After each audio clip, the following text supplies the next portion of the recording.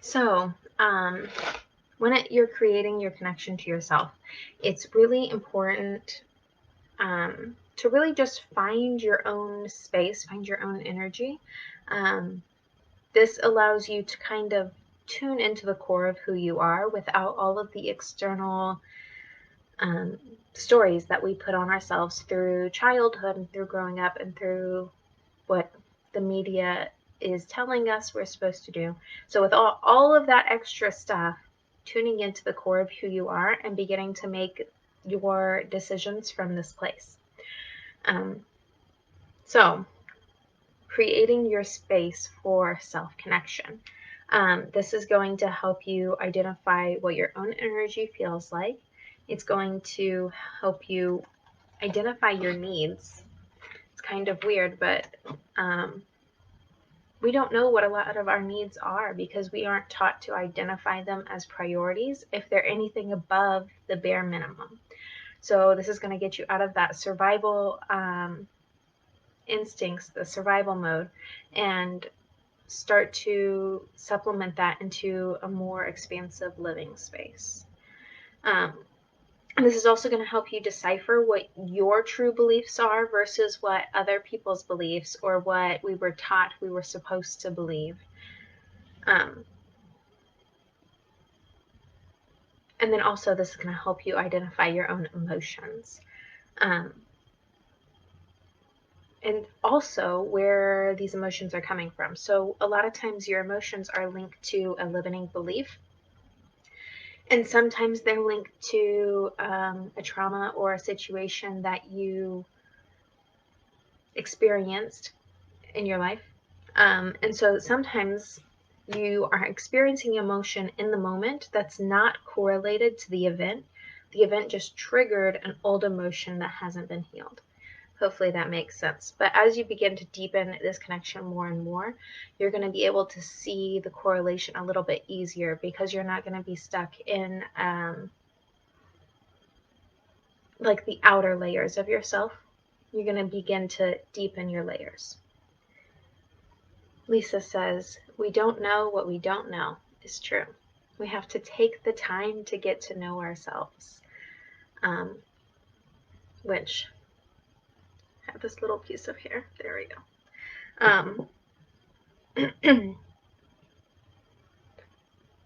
Okay, so from all of this, these are all of the amazing benefits, and the core benefit of getting to know yourself is getting to know your baseline energy. And this is going to be like the truest version of your energy. So you'll be able to recognize when it's resistance versus just needing an extra nap, or integrating new things versus having a mood swing, etc. So if you have any questions as they come up, just pop them in the comments. And if anything doesn't make sense, let me know and I'll cover it in a little bit of a different way. So any of these emotions and beliefs, they can be taken on from the collective energy as well, which is something that I've been noticing more and more because the collective energy is so strong and so present, even if you're not going out into the I call it the real world. If you're not going out in public, you can still feel that. Like, I spend the majority of my time in my home because I have 3 small children and everything's closed right now. But my husband is out in the environment. He still works. And anytime that we might go for a walk or go for a run, I notice that I pick up these energies a lot easier than I used to because I'm desensitized. I'm not used to being around the public as often, and so I haven't needed to shield myself as much from taking on other people's emotions. And so it's something quite easily you might just walk outside and say hello to a neighbor, and all of a sudden you feel this new mood or new energy that isn't quite yours. So you'll be able to recognize that and be able to send it out easier, detaching it from you because it's not yours. And this is also something right now, as everyone is going through the coronavirus pandemic, you can also feel the emotions of people who are not in physical proximity to you, but are emotionally close to your heart. So people that you might have cords with. So family members that may be long distance, but you can feel their stress or their worry as they are learning new information or taking on um, just their general stresses. So if they're having a very emotional time, you might feel their emotion and not recognize that it's not yours. And clearing those attachments and making sure you are tuned into your own energy and then clearing your own energy will help you not be bombarded with all of those other sensations and energies in order to have a clearer channel to yourself. Hopefully that makes sense. I feel like I might have explained it a little weird. Um, so basically, a lot of people call taking on these other energies being empathic, which I think we all have empathic abilities to a certain extent. It's just some of us are more sensitive and other people have learned to shut it down. So, recognizing and deciphering your own energy from another person's is really important. I know I have struggled with anxiety and a lot of just heavy moods and emotions my whole life, really. Um, and so, learning when I'm in a room full of people and start to feel anxious that it's not necessarily me feeling anxious, it's just there's a lot of energy in the room that I'm now reading and processing as my own. So, when I'm processing a lot of other people's emotions, I begin to feel anxious because I can't comprehend what's happening in my own body.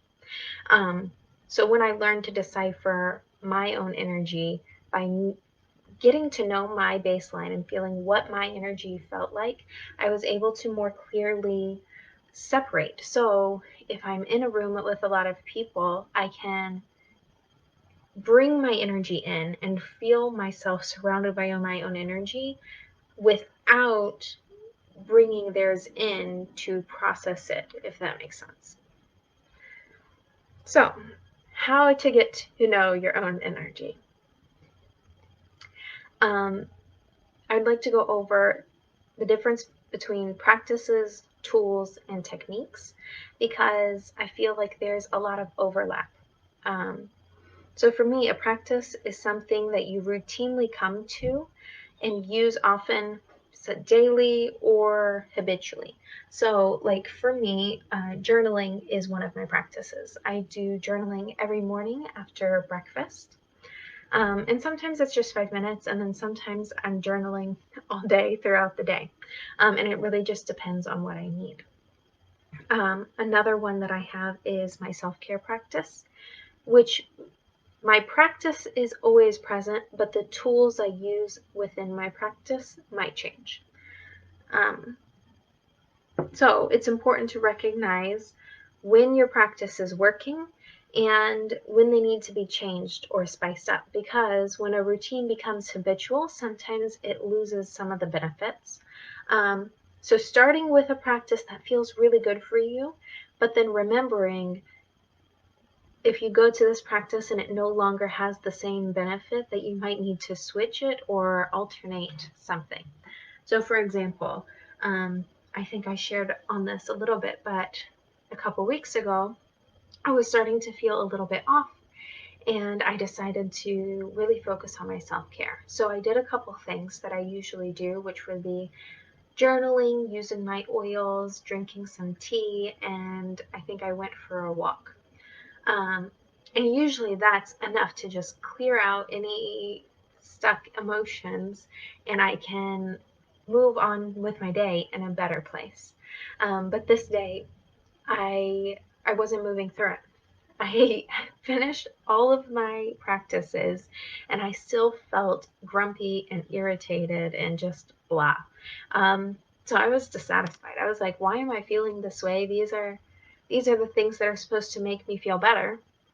And then I realized that I was doing them and the benefit wasn't the same because I did them almost every day, which is wonderful and good. But on this day in particular, I had to change it. I had to do something different. So after I did that, I was able to shift out of it, um, and still use those practices. Just when I needed a heavier dose, I had to bring in something else to assist me.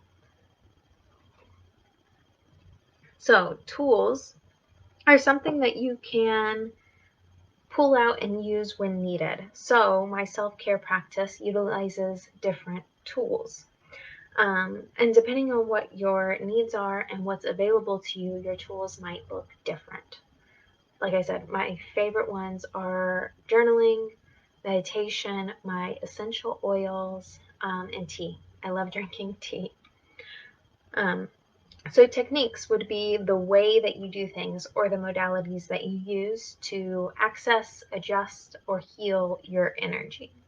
So this can be energy healing, running, yoga, meditation, anything that you can use to tap into your energy, and then if needed, shift your energy. Um, and then the final thing that I wanted to really touch on is your self-care. So self-care is a practice. And if you are just beginning your self-care practice or just really putting focused attention on it, you might not be good at it at first, and that's okay.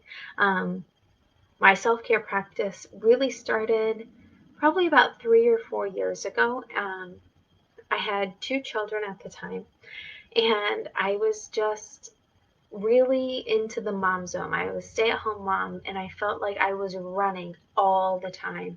I was doing the mom stuff, I was cleaning the house, and I wanted everything to be in order.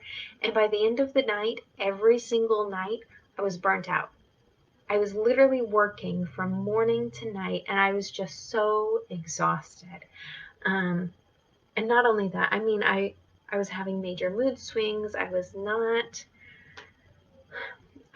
in a happy place, which didn't make sense for me because I felt I have all these things that I love and I enjoy and make me happy. So why am I not feeling happy when I experience them? Um, and that is when I was introduced to a self-care practice, and I learned that I really had to fill my own cup up before I could pour out into my family. Um, and so that really didn't make a lot of sense to me at first. So I thought, okay, well, after I do all of my chores today, then I'll do self-care. And that's how my self-care practice started. And it was perfectly fine. And it progressed. So now I realize that when I'm in a space is not in alignment or I'm not feeling satisfied, um, then I go to my self-care first. So a lot of times my self-care practice is in the morning. Um, and so I do my self-care practice and then I'm ready to tackle my day, whatever that looks like. So finding where you can fit in a little bit of self-care. I recommend doing one small thing every day and then doing, and then doing maybe a larger, say 30 minutes to an hour activity at least once a week. And so this doesn't have to be a huge monumental thing. It doesn't have to be extremely long. I'd say my big thing once a week is a bubble bath, which honestly I do not do every week, but that's the goal. So taking just 30 minutes to yourself to get to know your own energy and sit within the presence of yourself, super important. So every day I would take about 5 minutes, and that might be just sitting on the porch drinking your coffee or your tea, or this could be brushing your hair or taking your makeup off, or even like my husband, he really likes to go bowling. So once a week you could go bowling, or You could walk around the block. Like anything that makes you feel good, just spend a small amount of time on it. And it doesn't even have to be the same thing every day. Just paying attention to how you're allotting your time, whether you're always putting out, pushing, pushing, pushing, or if you're allowing yourself to just be for a few moments. And that's been the basis of my self-care.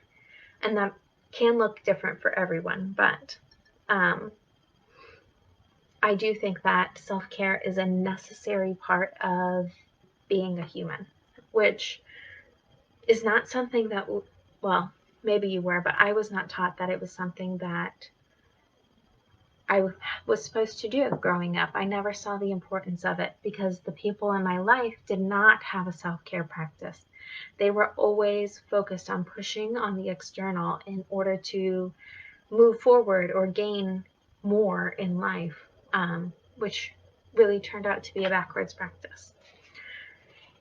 So some of the benefits of self-care. It contributes to healthy mindset. It lowers stress levels. You have more balanced hormones. It can help with anxiety and depression. It gives you more energy because your energy has been filled up. So you are able to go out and say you go work outside of the home, you'll be able to meet that with more enthusiasm because your energy has been filled up with yourself, with your time and your dedication and your love. And then you can go out and meet things with more enthusiasm. And it is also, it's been proven to decrease fights with your partner,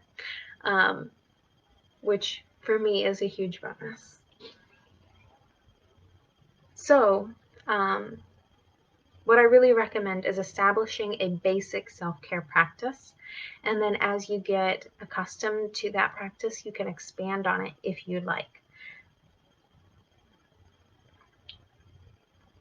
So I would start with identifying your needs. These can be your most basic needs, and then expanding on it a little bit more. What is something that is not a, I wouldn't say like your baseline needs, like your hygiene or eating or sleeping. This is something a little bit extra that fuels you emotionally or fulfills you, satisfies you. So identifying your needs as these things more than just what we were told we were supposed to need. So this, one of mine, when I first began my practice, was spending an hour at the community pool once a week. And for me, that really just enlivened me, and I really enjoyed doing that at the time. So identifying those needs and then seeing how you can meet them. And then identifying how you want to feel and writing down a couple of things that help you feel that way. And then once you've done that, you can set up your non-negotiable self-care practices. And these are things that whenever you decide to do it, whether it's in the morning, the afternoon, before bed, any time is great. But setting up a non-negotiable. So 3 times a week, I will spend 10 minutes to myself reading my book. And that's a non-negotiable. It's not going to change.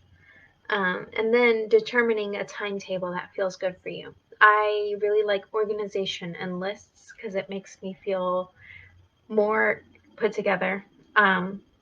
So I wrote down a couple things I could do daily, a couple things I could do weekly, and then a couple things that I could do as needed, like the larger things, like spending the day to get my nails done, etc. And these are things that you don't have to really put pressure on it. These are just so that you have a list of tools and techniques that when you're feeling a little bit off, you can come to them and look and say, oh yeah, this does help me feel better. Let me try that. And they can also be in a range. So you can have very basic self-care practices and then some more luxury items self-care practices. whatever feels good for you, just go ahead and put it on the list. So another thing that I've found really helpful in getting to know my own energy has been energy maintenance. This is really just as important as self-care is, and it also takes practice. And in the beginning, I felt very silly doing energy maintenance. This really looks like first thing in the morning, I will tune into my energy and bring it all back to me. And then I will ground my energy and tune into each one of my chakras and see if they need balancing and adjusting. And this is a practice that you can do with a guided meditation or however feels good for you. But energy maintenance can simply just be sitting with your hand over your heart for 1 minute of deep breathing and recognizing what's coming up for you. And if you're choosing this practice, I would have a journal handy and I would just write down anything that comes up, and then you can look at it later in the day or whenever you have time. So just spending a minute tuned into your heart, breathing deeply, and recognizing what's your own energy. And another big part of the energy maintenance has been meditation. So I like to spend a minimum of 5 to 15 minutes before bed is when I meditate. And sometimes this is with a guided recording, and sometimes this is just me on my own. But I find that it calms and centers my mind right before sleep, so I really like to do it then. But meditation does not have to be an hour or 2 hours or any long, drawn-out thing. Start with wherever you feel comfortable. So if you like to sit in just a silent meditation where you just sit still and quiet for 5 minutes, sometimes that feels great, and that's wonderful. But there's lots of meditations on YouTube's, and I have a healing meditation listed in my group. It's free, so you can access that through the Facebook group. So just listening to something can help you as well. Ashlyn asked, how long did it take you to really feel connected to each chakra? I don't really know the timetable because my journey was kind of start and stop. But I'd say with dedicated practice every day, it probably took me a couple months to actually feel the chakra. I was able to feel energy moving through my body pretty quickly, but to actually tune into a very dedicated chakra took me a little bit longer. One of the practices I did to help me feel that connection, though, was to sit quietly in meditation and to do long, deep breathing. At the time, I was focused on womb healing. So I breathed in long and deep into my womb space. But from doing that exercise, I learned to do that with each of my chakras. So if this is something you're practicing, you can take a few minutes to really breathe deep. I would start at the root, so breathing into the root for at least a minute to 3 minutes, and then moving on up to each chakra. So hopefully that makes sense for you, Ashlyn.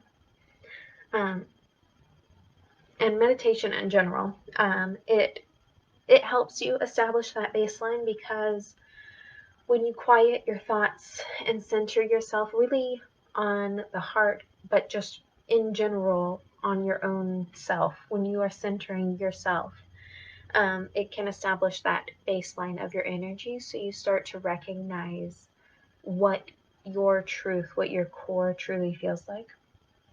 It also slows those racing thoughts, helps with mindset, and meditation can very easily shift energy. So just by tuning into your own energy, you can shift some of that staticky energy that might be hanging out. This can also help you shift perspective and to magnetize your energy. So if you're working on manifesting something, meditation in any form, whether it's meditating on your manifestation or meditating just with your own energy, can help quicken that. It's also a great practice if you want to tune into some of your spiritual gifts or to expand them. I'd say if you're working on heightening your intuition, it's a necessary practice.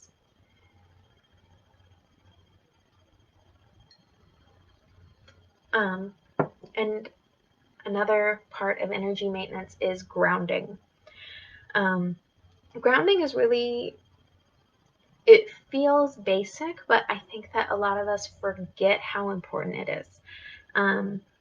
Especially if you are working with some of your spiritual gifts or connecting to the divine in any way, it's very important to ground your energy. Otherwise, you can feel dizzy or lightheaded. I struggled with my iron levels for a while, and feeling ungrounded felt very similar to being hungry and low on iron, which would sometimes cause me to pass out. So I really don't like that feeling. So grounding has been crucial for me, and it's really made me feel a lot more stable within my own energy. So I like to say that the best way to ground is to do human stuff.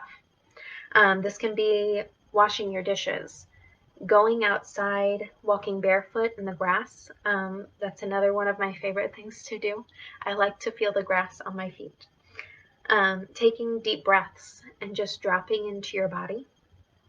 And you can also energetically grow roots out of your feet down into the core of the earth. So this could look like just sitting in meditation and bringing your attention to your energy and pushing it all the way down to your feet, and then imagining roots growing deep, deep, deep, deep into the ground. And you don't have to be outside to do that. You can do that in your home or anywhere. I think it does work best if your feet are touching the ground or if you're sitting like with your legs crossed on the ground. I also like to do it standing in my kitchen. I do it before I make breakfast.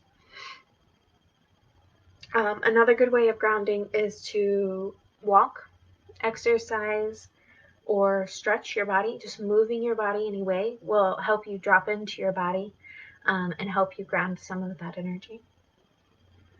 I love also to use essential oils. There's a lot of grounding essential oils, but I find that most of them have some sort of grounding effect. So if you have access to essential oils, using them, I'd say daily. I like to use them in the morning, but I reapply often because I find they really help me pick up my energy. So using essential oils, you can also use foods. There's a lot of grounding foods. These are going to be like your root vegetables or some of your heavier foods. They can help you ground your energy as well as staying hydrated. Water is interesting because it can help you ground and it can help you elevate your energy. So either way, water is good. Stay hydrated. Also being in water. So whether you're taking a bath or you're swimming, being in water, just feeling the water on your skin can be very grounding. So if you don't have time for anything else and you're having trouble grounding, you can soak your feet in water, or you can wash your hands, and especially if you use like really cold water, it'll get you in your body very fast. And so then the next part of energy maintenance is time alone. This was one of the biggest hurdles for me because at this point, I have 3 small children, and they don't give me much space. So finding time alone was actually a really big challenge for me, and I had to learn to just ask for what I needed. So there's some times that I can take a 5-minute break through the day. I can wake up early before the kids, or I can stay up a little bit extra after they're going to bed. But I've learned that I need a lot more alone time than that. So I've had to ask for an hour, maybe after my spouse comes home from work, or a couple hours on the weekend. Um, and I just prioritizing your time alone, because it's much more important than you realize. I I don't remember where I read it, but at one point I read that you need a minimum of 2.5 hours alone every single day, which to me was just like insane. I could not imagine having that much time alone. Um, but the reason it's so important is because it lets you establish your own baseline, and it also helps you build that relationship with yourself. Um, so honoring the fact that you need time alone as a human being, it's necessary. Um, and this also helps you to disconnect from other people's energy. Um, so if you are feeling, I feel it as static hanging outside of my energy. So if you're feeling some of that, or if you just feel a weird mood shift or energy shift, if you've been around a lot of people, or if someone in your home is having a very emotional or stressed time, it's going to be important to disconnect from their energy. So my practice for that is to tune into myself, get really clear on my energy, and bring myself into my body. And then I will physically, well, not physically, but I will energetically push them out. So I will recognize whose energy is there. A lot of times it's my husband or my kids, and I will just send them out and send their energy back to them so that they can keep it. And that allows me to just feel a little less hectic. I know I have a lot of mental um, mental streams going on. So disconnecting from their energy clears some of that mental clutter. And also with your time alone, it's important to create the space for self-connection. So this can be some of your routines or practices that you use. Um, Setting up a time or a space to be able to do that. So if you need to put it in your schedule, do it. Time alone, self-care. Put it in your schedule. Um, and then physically setting up the space. So if you say you're going to take a bubble bath on Friday night, having the supplies ready and available, that way you can easily set it up without a lot of preparation right before, if that makes sense. And then also honoring your connection to yourself. Um, Through some of these practices, what you're doing is you're building that relationship to yourself. Not only are you getting to know your own energy, but you're making a commitment to yourself. You're honoring that you're taking your relationship with yourself to a deeper level. Um, and when you begin to do this, it can sometimes trigger the ego. Um, and so the ego might resist, or you might feel uncomfortable doing self-connection practices. And that's all perfectly normal. Just realize that you're learning to respect this connection with yourself, just like you would honor your relationship with a loved one, whether it's a parent, a sibling, or a child, or a spouse, or a boyfriend or girlfriend, whatever it is. You would honor that relationship, and you would make space for that relationship because you want to see it blossom and grow. You want to see it deepen. It's the same with ourselves. And there's really just so much importance on creating this relationship to yourself and being able to find a place of love and acceptance for yourself. And this is not something that happens overnight. So wherever you are in this journey, starting with adding a practice, or starting with adding 10 minutes a day, and really just honoring this connection. And so For today's homework, I have a couple journal prompts, and there's going to be a thread thrown up in just a little bit, but I will go ahead and tell you what they are. So the journal prompts for tonight are: what helps me feel the connection to myself and ultimately the divine? And second, how can I support this connection to self? And third, what helps you feel good in your body? So some of the things that helped me to feel connection to myself, I've listed a couple already, but some of the things that help me feel connected to myself are music, moving my body, time in water, meditation, and creating. Also rest and space alone. The ways that I can support my connection to myself was some of my routine daily and weekly self-care practices. Taking the time to slow down, especially when I'm stressed. Getting out of my head more often and allowing myself to play. Taking account of my moods and energy levels and adjusting my routine accordingly. So if I'm very tired, taking a step back and accepting that it's okay to do a little bit less that day. And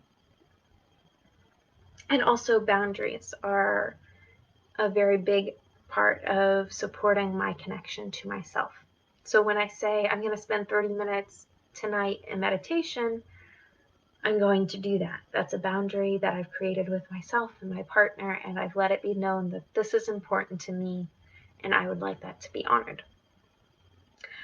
What helps me feel good in my body is eating delicious and nutritious foods. I also like lots of snacks and tea. I like to be in water, and I like to do yoga. Also, sleep and relaxation time have been really important for my body, and it's something that up until very recently I did not allow myself the space to rest and relax as much as I needed. I also really like to read. So those are some things that help me to feel good in my body.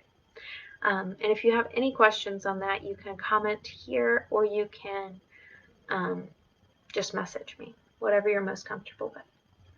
And then the affirmation that came through for this challenge, but especially today, is I honor my connection to the divine by honoring my connection to myself. Because your higher self is a part of you. And when you honor this connection and your relationship to yourself, you're also starting that connection to your higher self and inviting more of your higher self in.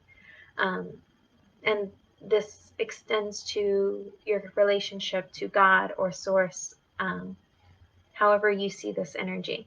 But it starts here. It starts within yourself. So I hope that you found this information helpful and it has inspired you to connect in some of these ways or whatever ways feel good for you, but to just really take the time to honor this relationship to yourself.